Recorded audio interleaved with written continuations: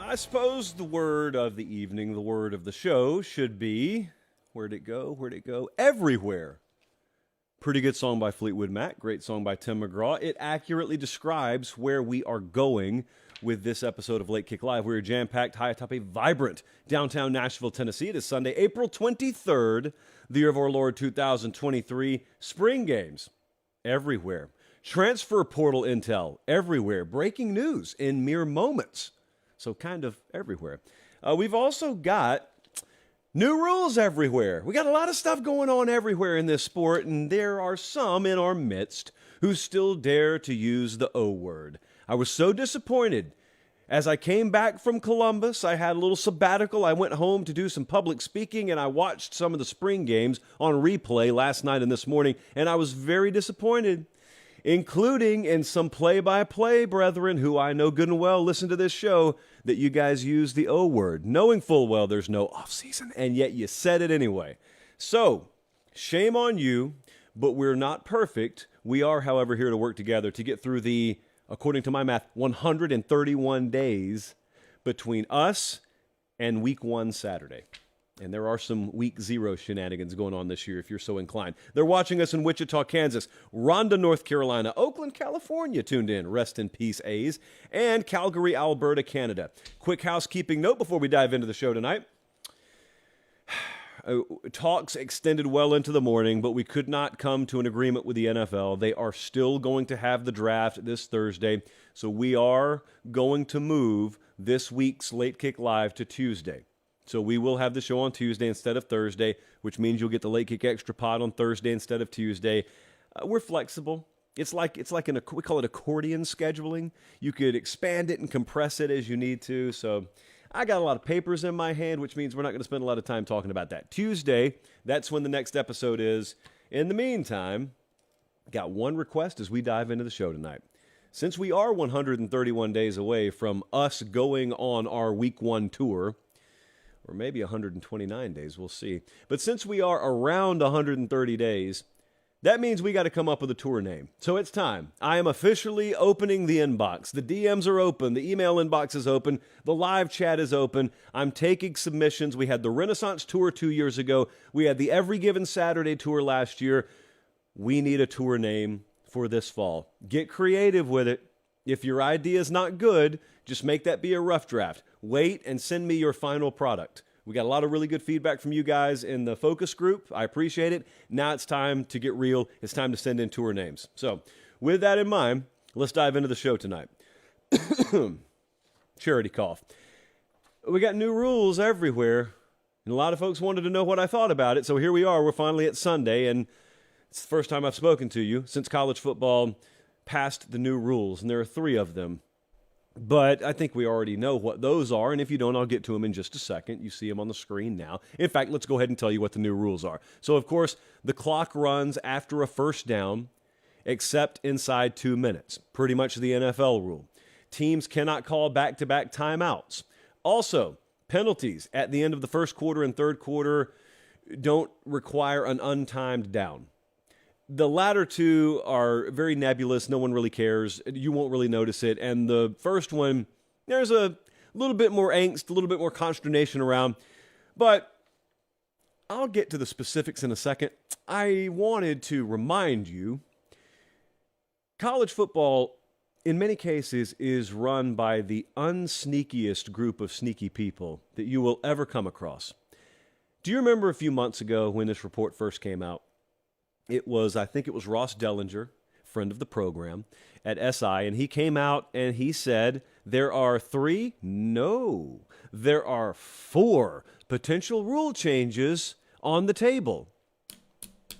They knew they were going to get pushback on this, okay? College football, like I said, college football is run by the most unsneaky group of sneaky people in the world. They knew they were going to get some pushback on rule changes. And so what they did is they did one of 3 things you could do. If you know you're going to get pushback on something, what are your options? Well, you could either just not do that thing, or you could brace yourself, or you could do what college football's unsneaky group did. They just go the Overton window route. And what that means is they throw out something ridiculous, blend it in with the things they actually want to pass, and then they chop the ridiculousness off at the last minute, sounding like they appeased you. Here's what that looks like in real time. You put those 3 rules that we actually got passed in there. So no untimed down at the end of a first or third quarter. You got no consecutive timeouts. Clock runs after first downs. Yeah, those just got passed. But what was the 4th one? Remember? Back in February, what was the 4th one? You remember all the uproar about how it was going to fundamentally transform the game if we had running clock after incomplete passes? Anyone remember that? Anyone remember this very program where I told you why that was thrown into the batch? Anyone remember me talking about the Overton window, which is a concept normally reserved for political talk? But trust me, political types are the types that are in the back rooms making these sorts of decisions.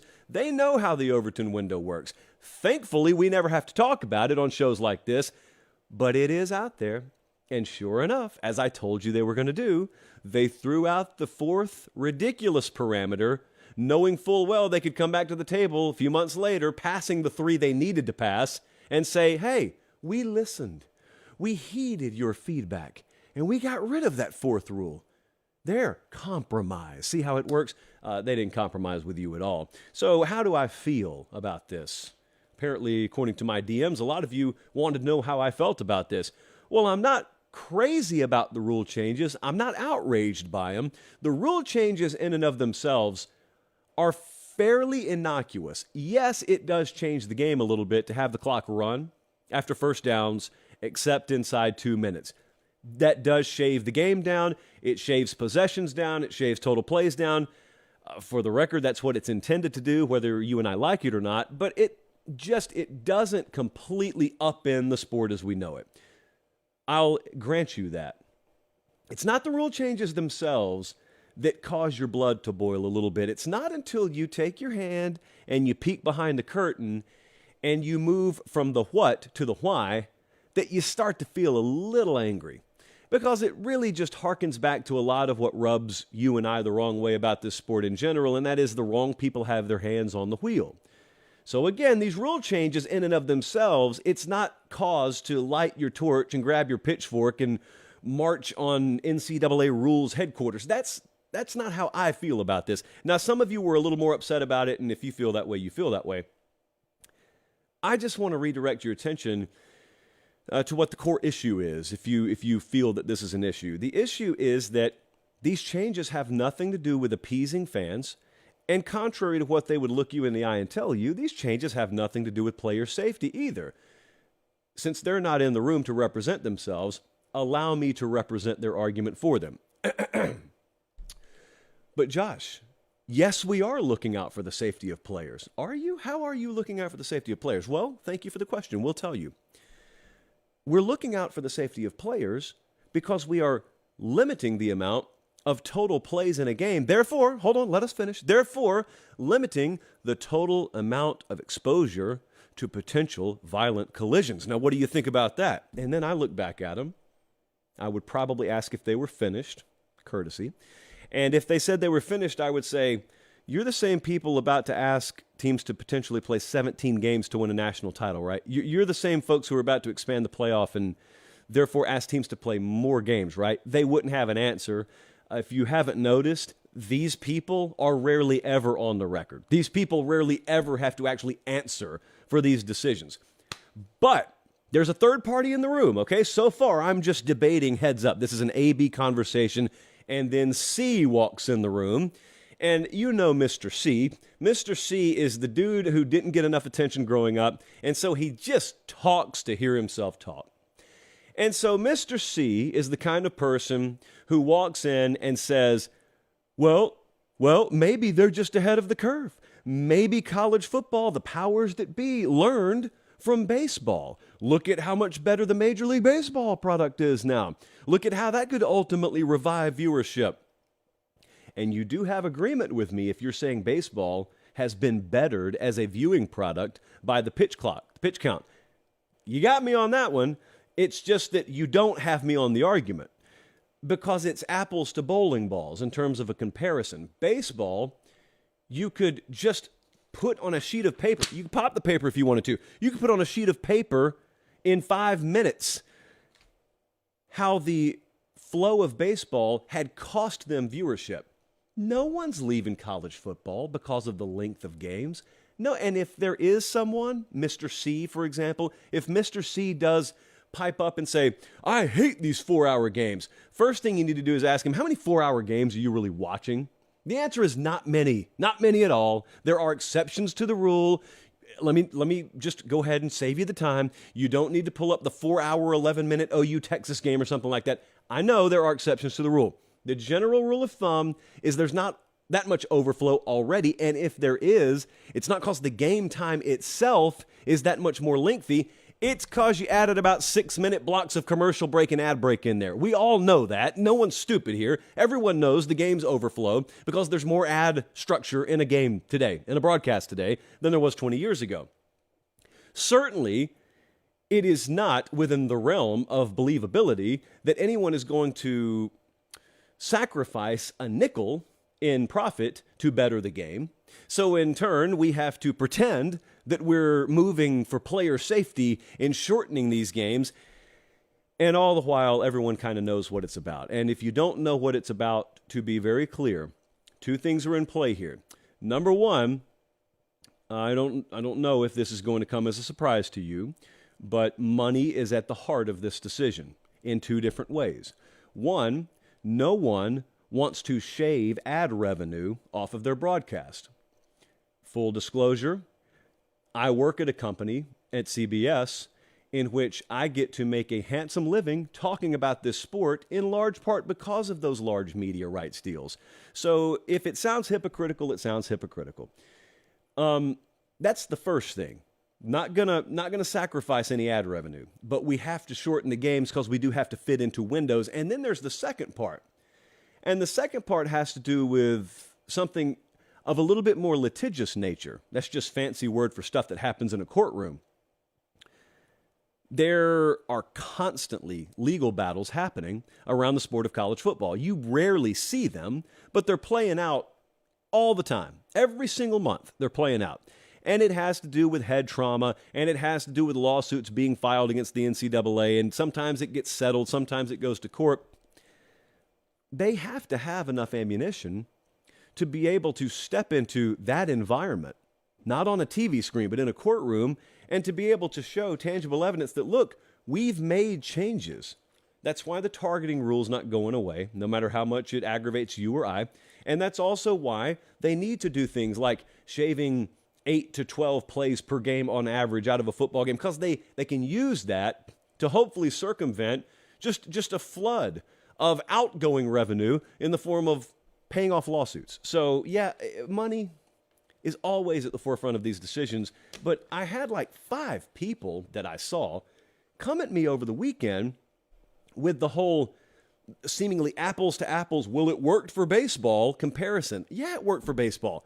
Baseball needed it to work. Baseball was dragging.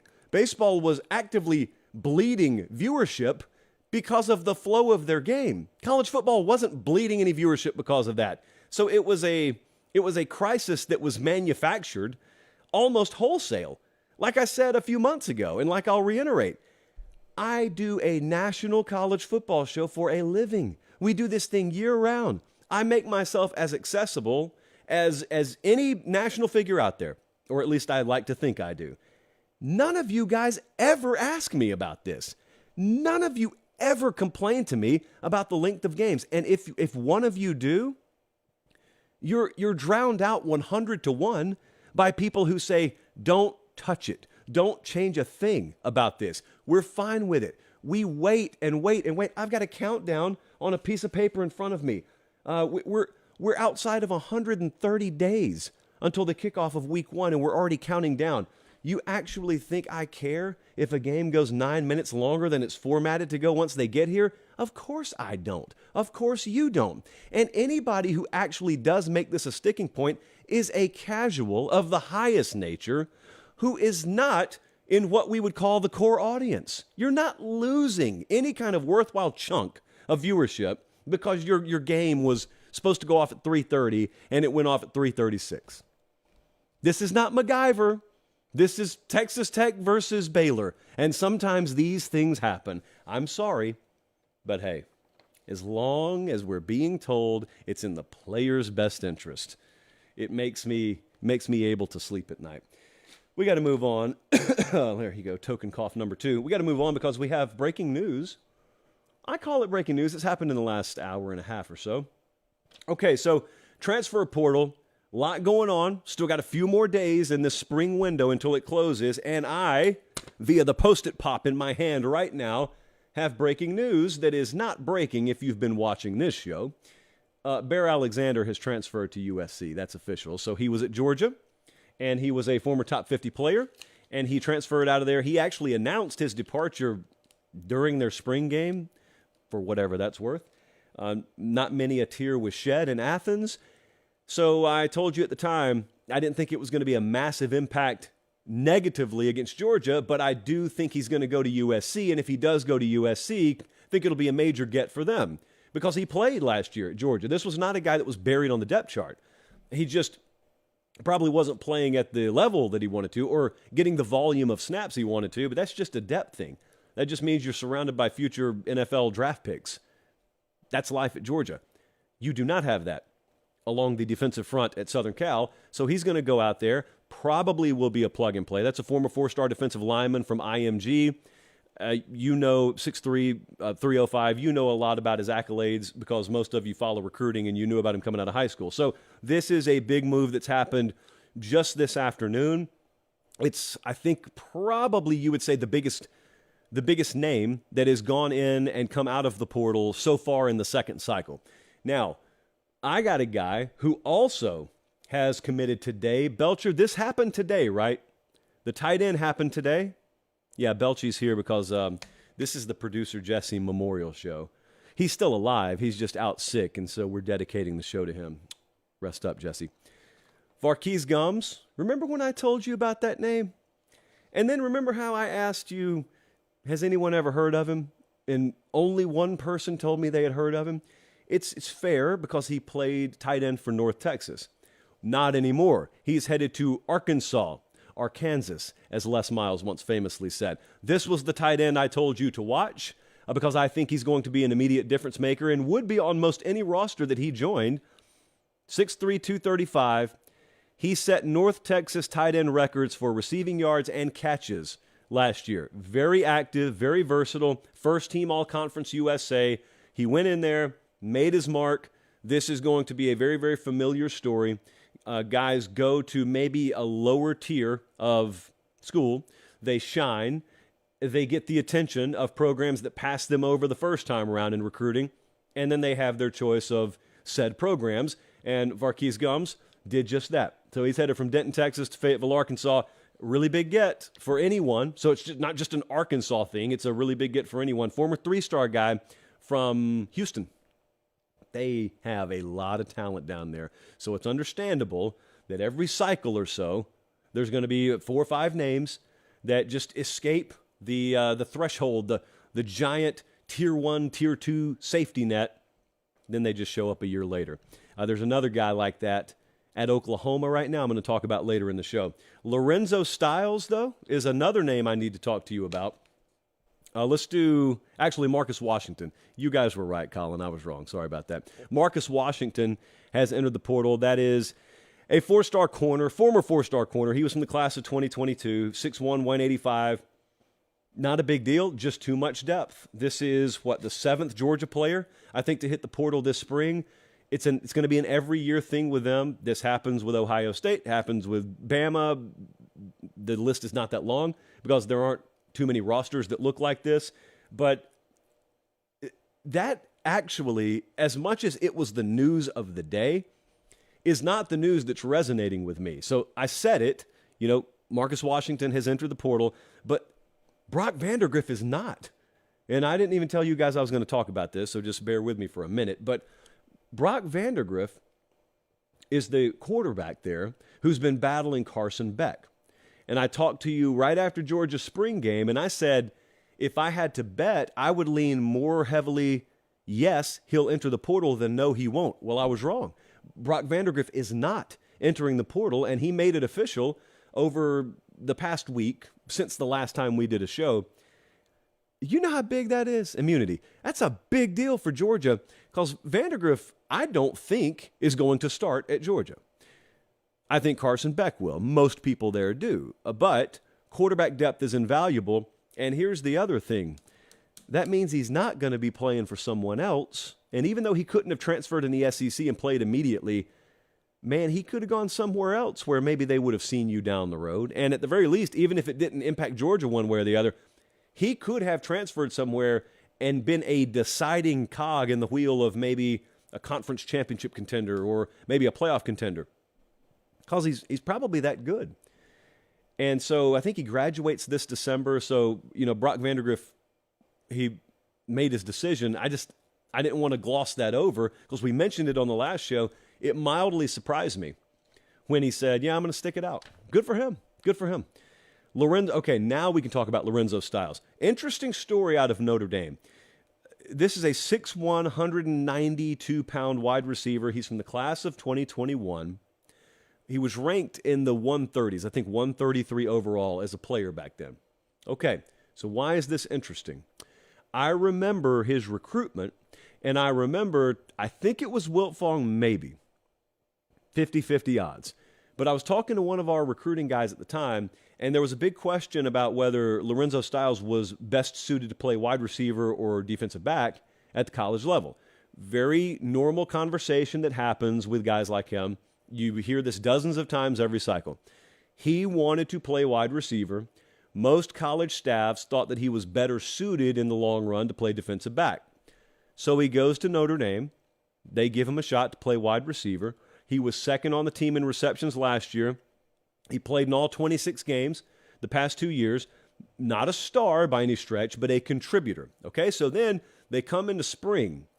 Little discontentment. Some people up there thought he may be in the portal before spring. He wasn't. He goes through spring ball. Comes out of spring ball. He's in the portal.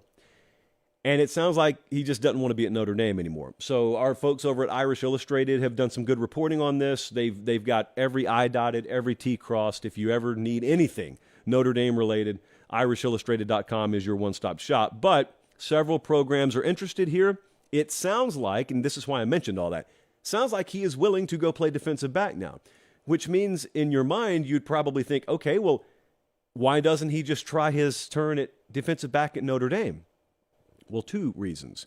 Number one, it sounds like he doesn't want to be there, and that's really the only reason we need. But the other reason is it's not just a guarantee that he'd start over there either. So it looks like Michigan, Florida, Auburn, Wisconsin, Penn State, couldn't read my own writing there for a second, Penn State, all of those have reportedly expressed interest. That's not an exhaustive list. Those are just the ones we know about right now. Last name here that I want to talk to you about, I don't have a ton of intel on. There's just something funny about it. Lance Robinson is an interior offensive lineman. I don't think probably a lot of you know that name. But he played at Houston. So he's entered the portal. And it's notable, not because he's 6'2", 290, not because their offensive line coach got dismissed in January. It's because after that offensive line coach got dismissed, Lance Robinson has now become the 7th offensive lineman to hit the portal from Houston since then. Not offensive player, friends, the 7th O-lineman to hit the portal. Are they going to play 7-on-7 in Houston this fall? This is not exactly the headline I want to read as you're about to enter Power 5 competition. The offensive line market's always interesting. Now, Lance Robinson played, I think, defensive end in high school. He was like 250, 255 then. 6'4", 290 now. Started 11 games last year. Got 3 years of eligibility remaining. And like I said with the offensive line market, anytime someone sneezes in that thing, half the country looks and says, someone say offensive lineman? What happened? So there's not going to be any shortage. Doesn't even matter if your average is grits, as Meemaw would say. There's not going to be any shortage of attention because no one out there looks around their offensive line room and says, yeah, we're not interested. We're just full over here. Even if you are full, you never say that. The one place where I truly think you could look around and say, we got everything we need here, Academy Sports and Outdoors. One-stop shop is a sentence I've already used, or I guess a phrase I've already used in the show so far, but let me just use it one more time. One-stop shop, What do we think about that? Well, for me, look, I am not a very, very high maintenance person, so my bar for you being a one-stop shop outfit is pretty low for me. I can certainly get everything I need at Academy, but I would argue, even if you do live a little more refined lifestyle, Academy Sports and Outdoors, they've got you. And the reason I know that, if you're an outdoorsy type at all, or if you're into grilling at all, or if you're just recreational at all, they've got what you need. And if they don't, they get you like 90% of the way there. You've got like grilling cookware there. You've got footballs there. You've got cones there, frisbees there, bikes there, tents there.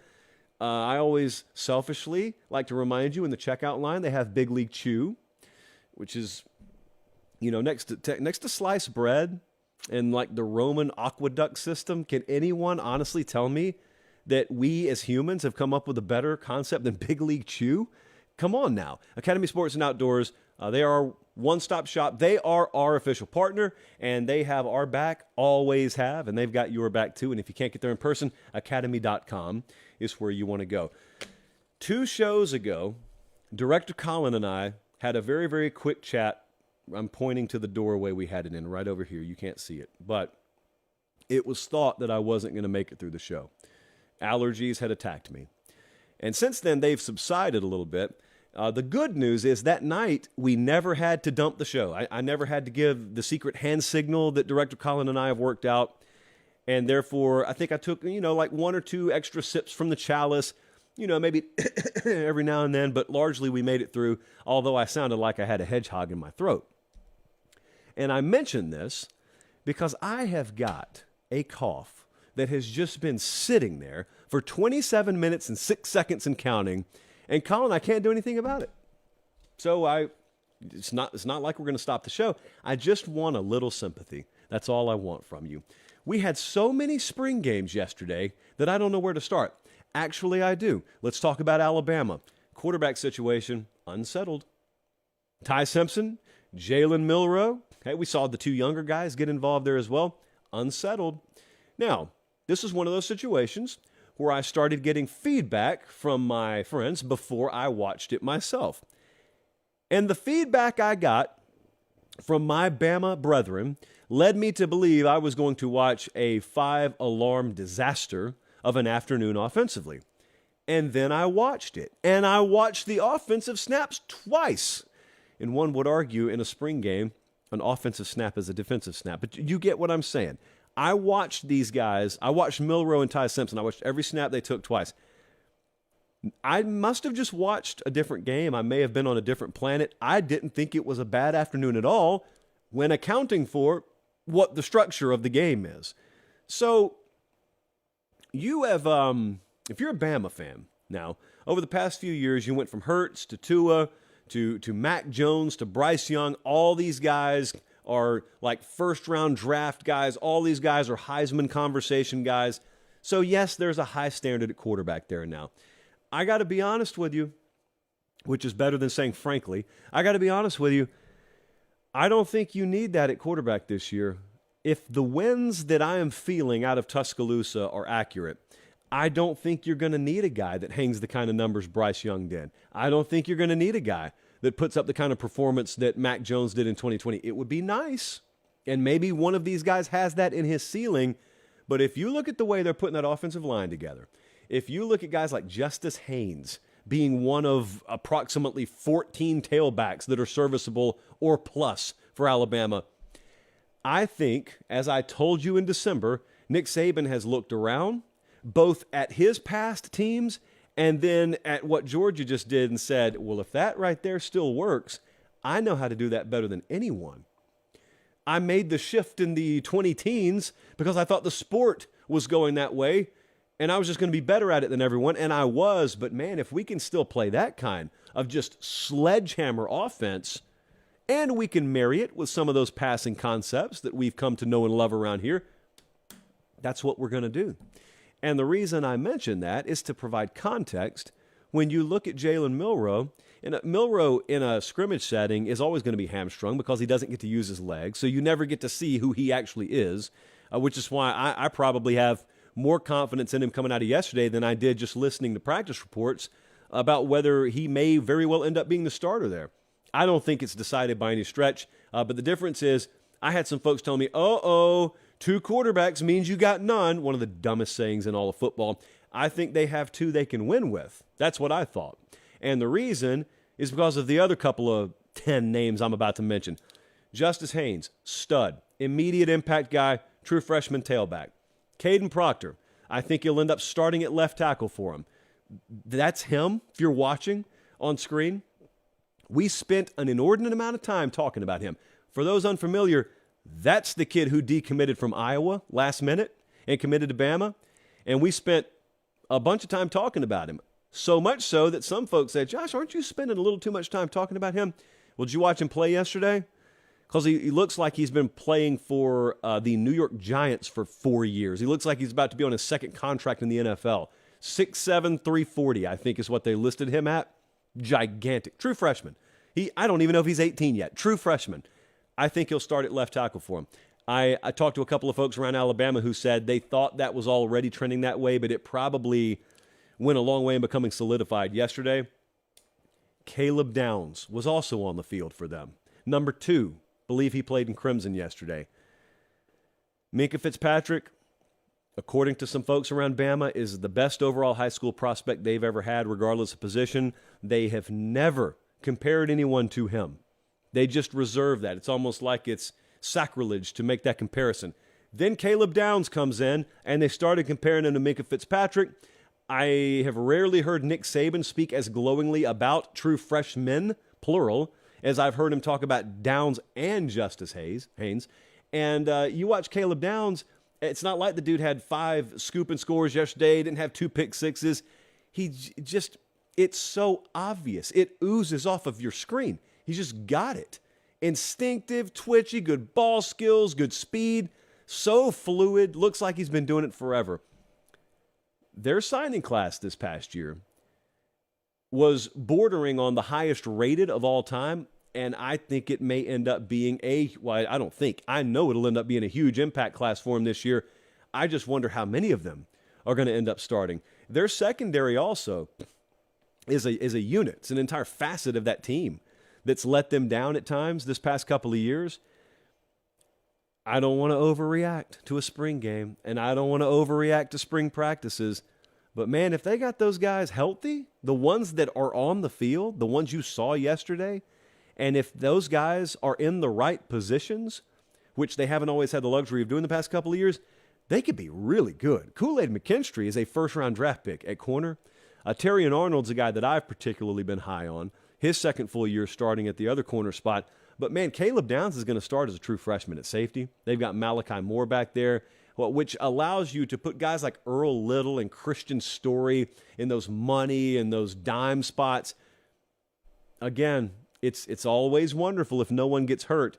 They are deep in the defensive secondary and could be really, really good there. I always flash back to like images of Jalen Hyatt running free in Alabama secondary. They play some good teams again this year. They do every year. I think that they are much more well off in the secondary and style of play. That's what I took away from the spring game yesterday. Just the style of play overall, I think will revert back to a lot more physical brand of football. The stuff you used to see Bama do, I'm not saying you're going back to John Parker Wilson style, but I'm saying you're going back to a lot more of what made Bama what you came to know it as. And that's why I'm not going to sit here and freak out about quarterbacks. With them, knowing the players they have on that roster, I'm not freaking out about quarterback. Because also I think the quarterbacks are going to be good. Like one of them is going to be really good, plenty good enough to win with. They're watching us in French Camp, Mississippi, Las Vegas, Nevada, and Georgetown, Texas. And for that, we appreciate it. Colin, yeah, I think this is it. I think I'm just going to do the one cough per show. I'll give you a countdown. 3, 2, 1. Yeah, that clearly did it. Okay, so we're good to go now. Sip from the chalice out of celebration. Did you guys watch the Oklahoma spring game at all? Because Brent Venables cut a promo. I mean, it was like Dusty Rhodes in the Omni before Flair comes down the aisle. It was It was a heck of a promo. I have a quote here, because in the interest of time, we're not going to play it for you, but picture Brent Venables, head coach at Oklahoma, just pacing back and forth on the field in front of 54,409 Sooner fans, and he made this quote. For the naysayers who say support and attendance for a spring game doesn't matter, it's because they have a program that doesn't. Brent Venables. Pate State material quote right there. Paper pop quote. He's absolutely right. I think I said that about Oklahoma last year, come to think of it. So he may have even stole that from me. I don't care, though. It's fine. I didn't TM it. I didn't trademark it. It's his. He is right about that. That's a whole nother conversation. It's a whole nother topic. But people who say spring attendance has no bearing on the program, you've never spoken to recruits who experience it. I don't know what else to tell you. It matters. It matters. And Venables is right. Normally, the folks who are saying it doesn't matter are saying it because they can't get anyone to show up, and therefore they're kind of sort of irrelevant. I don't know if he was aiming that at anyone, but yeah, I agree with him. So anyway, what happened in this game? Well, Dillon Gabriel, who is presumably the starting quarterback there, he was last year, 12 of 18, 139 yards, 3 touchdowns, for whatever spring stats are worth for you. Quarterback depth is what I wanted to see. I know Dillon Gabriel. I know what he can do when he's healthy, but I wanted to see some Jackson Arnold, the true freshman, Elite 11 finals winner Jackson Arnold. And he played, and as is usually the case with a true freshman, wearing a blue jersey in a spring game. It was up and down. He started off slow, had a good final drive. They brought him in, I think, for the final drive and had a really good showing. Not everyone's ready in week 1. I want to remind you of this. So sometimes when we're looking at true freshmen, or players, period, but especially when we're looking at true freshmen in spring, when we're listening to practice reports from fall camp about true freshmen, everyone has week 1 as the finish line, right? They look at week 1, and when they're talking about whether you can start or whether you're going to be ready, it always leads up to week 1. Well, sometimes a true freshman clicks in week 4. Sometimes a true freshman hits that critical line in the sand that is the minimum baseline to get him on the field in a meaningful role in week 6. And so with Jackson Arnold, now you don't handle the quarterback position like this, but what I'm saying is with Jackson Arnold, if you watched him yesterday, you probably didn't say, bring on our week 1 opponent. Let's take him out there and split reps with the ones. He's ready to go. Of course you didn't think that. You may not think it come week 1 or 3 or 5.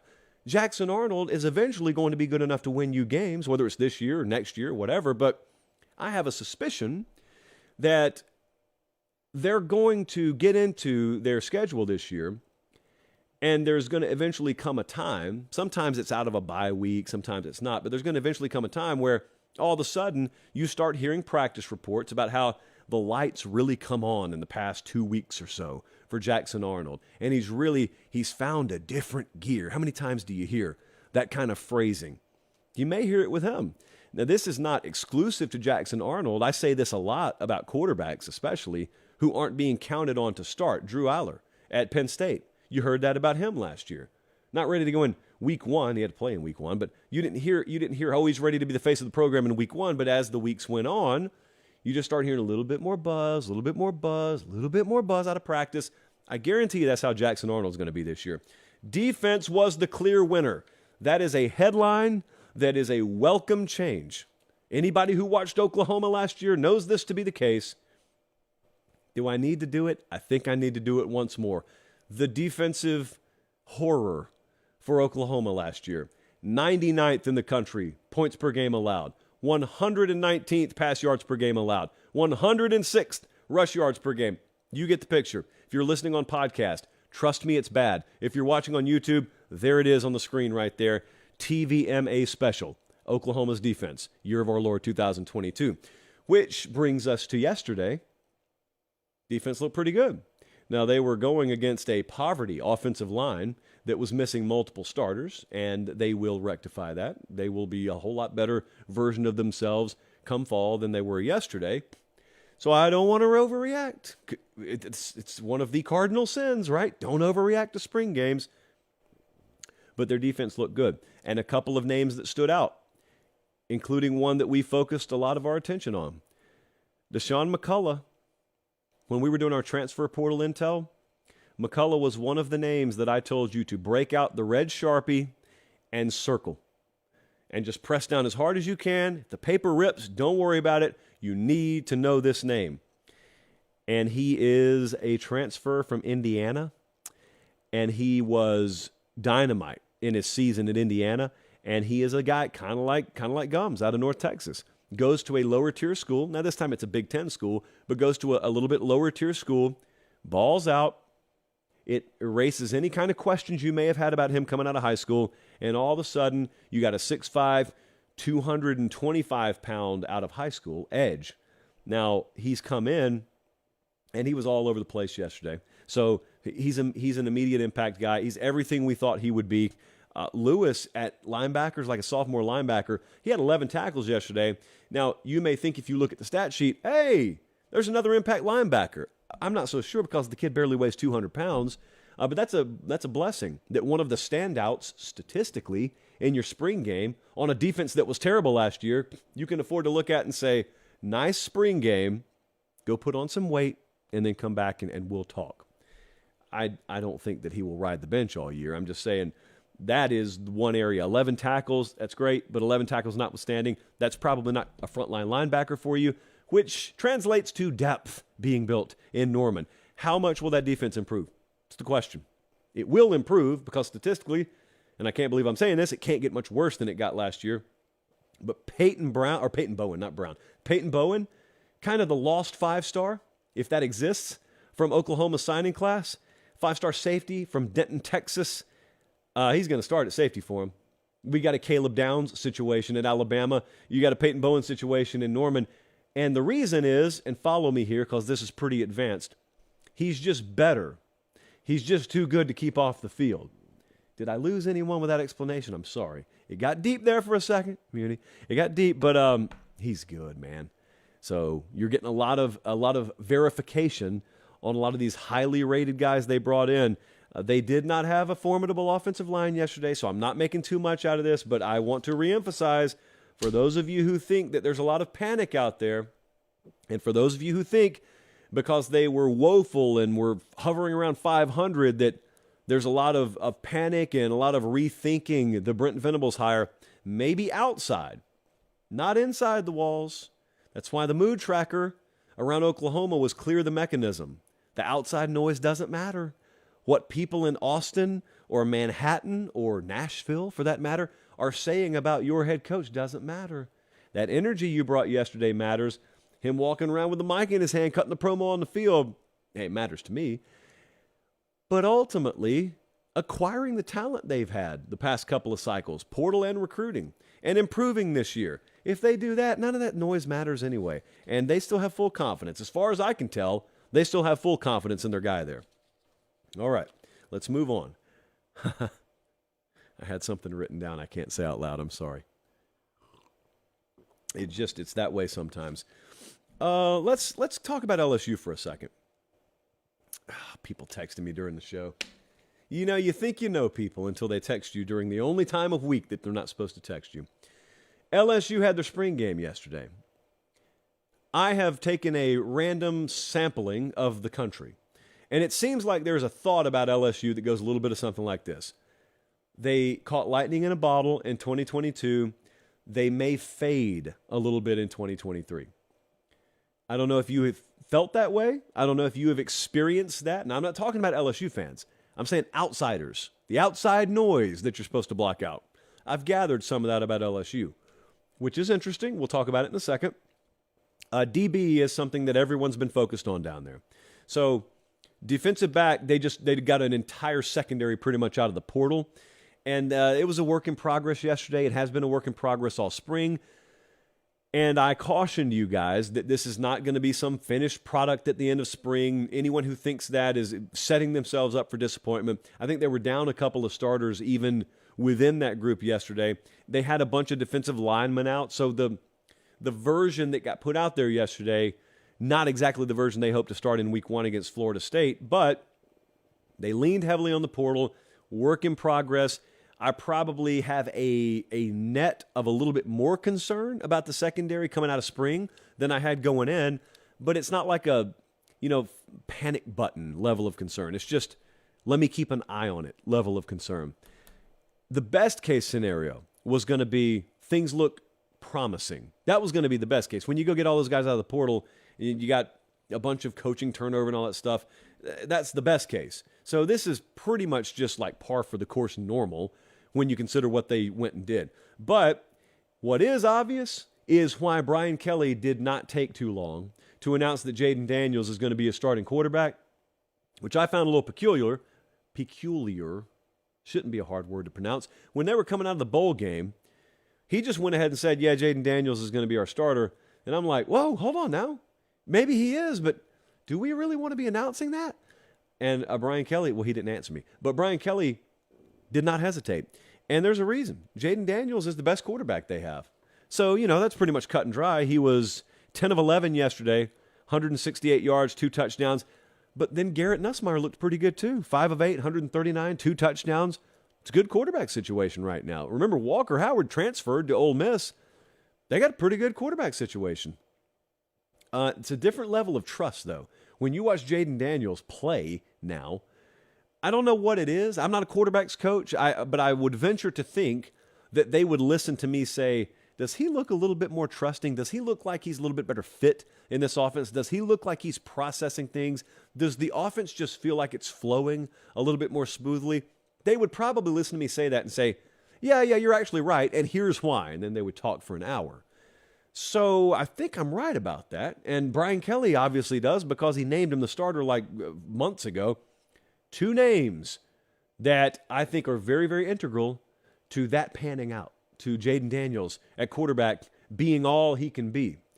One of them is Noah Cain at running back, who had a good day yesterday, and who Brian Kelly called one of the sleepers of that team right now. Tailback has been an area of concern for several years at LSU, so if he's all of a sudden ready to take it up a level, that's nothing but good news. And Kyron Lacey at wide receiver had a good day yesterday.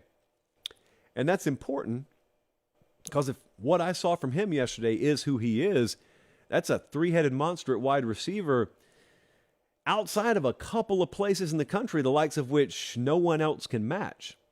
And those kinds of places are like Columbus, Ohio. So they're in a really good position at LSU right now. That team can be a very high variance team because also at the end of spring, you're listening to Brian Kelly talk and people are feeling pretty good. And you always want to know what's the area or two that you're going to focus on. And he said, well, our Achilles heel could be depth. And that's not just one position. So anytime you have a team like LSU and you just don't get injured, they're capable of doing really special things. This team could go to the playoff. If you were to tell me they're not going to get really banged up badly this year, that is a playoff caliber team that they have. But this is the real world. Injuries do happen, and you got to hope and you got to pray that it doesn't disproportionately bite one position group more so than the others because we play 12 of these things, and about 6 or 7 of them are going to be pretty nip and tuck, one possession point spreads. And if all of a sudden you have a gutted interior offensive line or you've got a gutted cornerback room, that's the difference in 11-1 and 7-5, 8-4. And that's the way it works, and no one cares about those excuses, and that's why you start in spring. It's very smart by Brian Kelly, starting in spring saying, hey, it's okay to feel good, but just know we do have an Achilles heel, and it's depth. It's depth. That's what we got to worry about. He's not wrong. He's not wrong, but he's got a pretty good team. I would say if I were to measure this team against the one they had last year, this team right here should be better than the one they had last year. And the one they had last year won the West. So that's no guarantee it's some repeat or bust. But the college football playoff national title odds in the SEC, I mean, you got Georgia, Bama, LSU. Those are the 1, 2, 3 in the SEC. And nationally, it's Georgia, Bama, Ohio State, Michigan, USC, and then LSU 6th. So they are right up there in that conversation. If anyone was arguing with me and you disagree and you think I'm just pumping LSU's tires, well, I'm doing it along with the guys who built those big buildings out there in Las Vegas. They tend to agree as well. So really high variance program, though. Really interesting program to watch this year. All right, let's talk about something fun here for a second. Not that LSU's not fun, but where were you when the Colorado Spring game was going on yesterday? So, Colin, I wouldn't end it there. I would endpoint it here. Colorado has their spring game yesterday. This was like one of those bar or restaurant double take specials. And if you've ever experienced this, you know what I'm talking about. Let's say you're over at a restaurant of your choice. You go to the bathroom, you're coming out of the bathroom, the TVs are on, but they're on mute, so all you can do is glance over and see what's on the TV. And all of a sudden you glance over, and they're doing like a panorama shot of Boulder, Colorado, and it's sold out. They've got 47,000 plus in there amidst the snow and the cold, and it's the middle of April. That's enough to warrant a double take. I know, because this happened to me yesterday. I couldn't watch it live. I had to watch the replay. And yes, here we are. We're in a world where I make it a point to go watch replays of the Colorado Spring game. What a spectacle this was. What a spectacle. So Deion Sanders accomplished everything he wanted to do with that. Couldn't control the weather. And that's about the only thing that didn't go right yesterday, because everything else went right. How about the kickoff, by the way? Kickoff was great, as was the hat that Deion Sanders wore. So Deion had a couple of quotes afterwards, and one of them he kept going back to. And I think he said it in the broadcast maybe. I don't know if they interviewed him, because I watched the cut-ups of the snaps of the game. But he said, I saw good things from guys I expected to see good things from. And he said a version of that like 2 or 3 times. And basically what that was translated to was, yeah, the guys I brought here played pretty well. The guys who I was saddled with were uninspiring, and you won't see them much longer. Which goes back to this conversation that we had when he got there, and we've had it another couple of times since then, and we're going to have it in very short time. We're going to have it again, because there is a lot of roster movement that's about to happen out there, and it is the new world of college football. And I sat here when you guys wanted to inject NIL and wanted to inject the portal, and you waved the banner of the players' rights era, and I sat here and I said, all right, sounds good with me. Just understand what you're getting into. And no one ever asked, what do you mean by that? Well, this is what I mean. If you're going down that road, I'm fine with it. I have offered no resistance, but you got to understand, you're not a boy. When you're playing in that world, you're not a boy. You're not a student athlete anymore. You're a grown man, and you're going to, for lack of a better term, be treated as an employee would. And so you get all that freedom of choice, and therefore so does your employer. Now, I know we're not supposed to be using that word, but why not? It's coming down the road pretty imminently anyway. And so you want the freedom to move around. You want to say things like, well, coaches move all the time. Why can't players? They can. Coaches get fired too when they don't do a good enough job. Coaches get axed. So you want to live in the world coaches live in. You want to make money. You want to profit off your NIL. That's cool. That's fine. It's not all ice cream. There is some downside. There's some flip side to this coin you got to deal with. And some kids on that Colorado roster are about to find out, and some of them already have. So that was one thing that stood out to me. The other thing that is always fascinating, and with Colorado it's been this way all spring, is the needle mover effect. This happens in pop culture. It happens in politics. It happens in sports. It is just always mind-blowing to me, because I get to see some of the numbers, that there are people out there who the mere mention of their name stops traffic. There are people out there who their mere showing up to an event stops traffic. And the mere mention of them in a headline or in an article, it's like a magnet to the eyes or the ears. Everybody stops, even if you don't like them. They have that effect on you for some reason. And there are very few of them out there, but there are some. Like, you know, Bradley, you probably know that Zendaya performed at Coachella last night. It's a big deal. She's a needle mover. And I've long said Deion Sanders is college football's Zendaya, and he's proven me right at every turn. There were people watching the Colorado Spring game yesterday who up until 5 minutes ago probably couldn't even tell you what city the University of Colorado is in. You certainly couldn't tell me the name of that stadium until yesterday. You probably had no clue what capacity was. Half of you were surprised it snows there in April. And yet there the eyes of the college football world were. Spring game at Colorado. I don't know what it is. I don't know what the science is behind it. I just know there are a few needle movers in college football, and it's not just winning that accomplishes it. There's this extra layer of persona.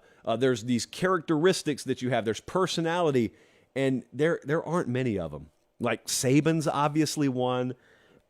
Kirby's. Let me give you an example. Kirby Smart's not one of those yet. And Kirby, you could make the argument he's number one in the sport right now. But I'm not talking about the guy who's winning at the highest level. I'm talking about the needle mover. It takes a little while to get that. Dabo is that. Dabo Swinney's got that. Harbaugh's got it more than Ryan Day does in the Big Ten. So maybe we're talking about longevity mattering a little bit more here. Deion's got it because you've known his name forever. Deion's got it. Colorado has got it. There is no bigger needle mover in the Pac-12. And there may not be a bigger one in college football, but there certainly isn't one that far west of the Mississippi, I would say, as Deion Sanders. Their schedule this year is what it is. I've already spoken my piece on this. I was riding around my dad yesterday. He said, what's their over-under win total going to be? It's probably going to be juiced a little bit just because there are going to be some folks who take the over no matter what. So maybe like 3.5 is my guess. I don't know what it's going to be. I was never really good at guessing that stuff. Those numbers aren't out yet, but they went 1-11 last year. So like 3.5 or 4 or something like that. Their odds to win the Pac-12 championship, 9th out of 12. Here we go, year one for Deion Sanders. Could not have gone better yesterday, though. I mean, we also got to see some of the new guys. We got to see Shedeur Sanders touchdown to Travis Hunter. Deion saying Travis Hunter could be a top 5 draft pick. He could just pick either side of the ball. Is this yeah, look at that. Oh, look at the throw. So yeah, we got to see a little bit of everything yesterday. Snow stopped just in time. We got to see a little bit of everything. Colorado football, dare I say, must-watch TV one way or the other this year. Also, I don't want it to be lost on you that there was an Aflac banner in the end zone there as Travis Hunter scored. Does anyone know where Aflac's corporate headquarters are? Is it New York? Is it L.A.? Is it Chicago? Is it the logical fourth choice, Columbus, Georgia? Yes, it is. Aflac Tower, right there on Winton Road, driven by it a million times, including several times with Meemaw. All right, let's talk about Nebraska's spring game. Nebraska, 40 degrees, windy, miserable, didn't matter. 66,000 and change show up to Memorial Stadium. Big crowd anyway. They always do it right at Nebraska. I want to do an exercise with you for just a second. I want to stop. And I want you to just say this sentence out loud. Nebraska got Matt Rhule. And then imagine saying it this time last year. Just exhibit 1,000,001 about how many things change in this sport and how wild the changes are. We may have two of the wilder year-ago headlines, if you could fast forward, in all of college football in the Big Ten.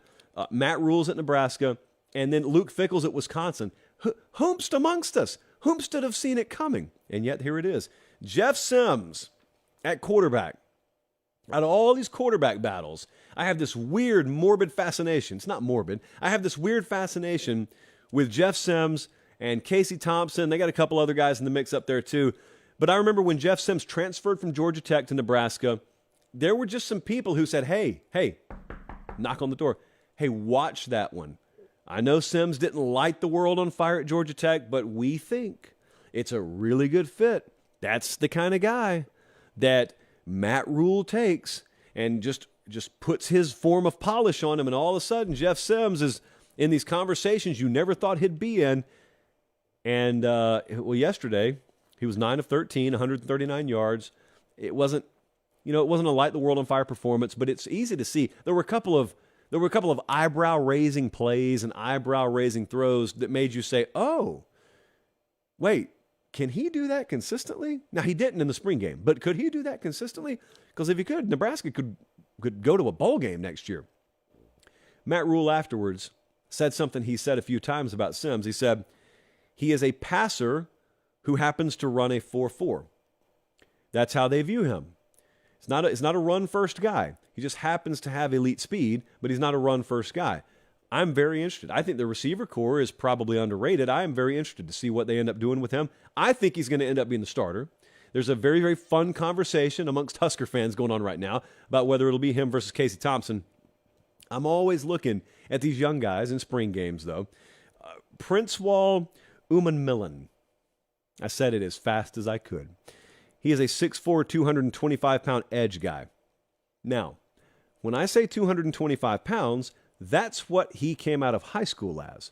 They plan on playing him at 250 this fall. He's an edge rusher. 4 tackles, 3 tackles for loss, a sack, a pass breakup yesterday, all over the field. They think they hit a home run with him. And he is testing the limits of how much weight one can gain between early enrolling and his true freshman year. Because 225 to 250 is a chore, but it's doable. And I think he may very well get there. I think he's already playing at like 240 pounds, so we didn't have that much further to go. They fumbled the ball 8 times yesterday. I said it was cold. It was kind of miserable. Eric Gilbert, I had forgotten, had transferred to Nebraska. And I'm watching, and I think he had a couple of drop balls yesterday. I think he's running as their 3rd tight end. This is a former 5-star guy, LSU, Georgia, now Nebraska. There may have been another stop along the way. I just a very, very strange career there. But it's nice to at least look at Nebraska and know that they've gotten the car turned around. Like one of the classic scenes in Dumb and Dumber is, I'm going to take a nap. Here, you take the wheel, you drive. And they're out in Denver, I think. And so they just take a right instead of a left. And they drive for 8 hours. And so there's a big difference. You can go a long way in 8 hours. You wake up in California versus waking up in like the middle of the Great Plains. And there it is. You drove a sixth of the way across the country in the wrong direction. That is what the Scott Frost era felt like. We thought we were going the right way. And we find out that John Denver's full, you know what he's full of. And here we are. They're not mountains anywhere. I expected the Rocky Mountains to be a little rockier than this. Well, we went the wrong way. But at least we got the car turned around now. Or in that case, you traded in for a motorized scooter. But at least you're going the right way now. It's going to be a long and winding road. Going to be some downs before there's some ups. I would argue this team's probably equipped to do a little bit more in year one than Matt Rhule's teams were at Temple or Baylor. So we may not have to settle for a 2 or 3 win season this year, but at least things are going the right way. Can we at least agree on that? I think we can. All right. I think the Producer Jesse Memorial Show that is only being done because he's sick, nothing more, went well tonight. Belchy stepped in flawlessly. Actually, we'll have to grade the tape, but it went pretty well. Director Colin, just battling in there as always. We appreciate you guys. We'll be back here Tuesday night. The draft is on Thursday, and it's just whatever between us and the NFL at this point. So we'll be back Tuesday night. Until then, have a great start to your week. And for everyone here, I'm Josh Pate. Take care, and God bless.